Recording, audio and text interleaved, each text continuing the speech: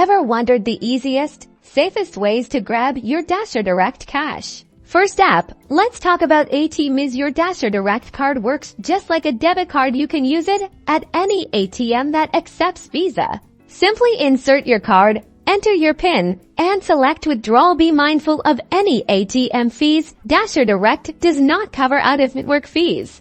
Prefer a bank transfer? Open the DasherDirect app and tap Move Money. Link your bank account by entering your account and routing numbers. Keep in mind that it can initially take 1 to 3 days to process. Then, enter the amount you want to transfer and confirm. Transfers usually take 1 to 3 business days. Of course, the easiest way is spending directly from your card anytime you need to. Purchases are seamless and secure with your DasherDirect card.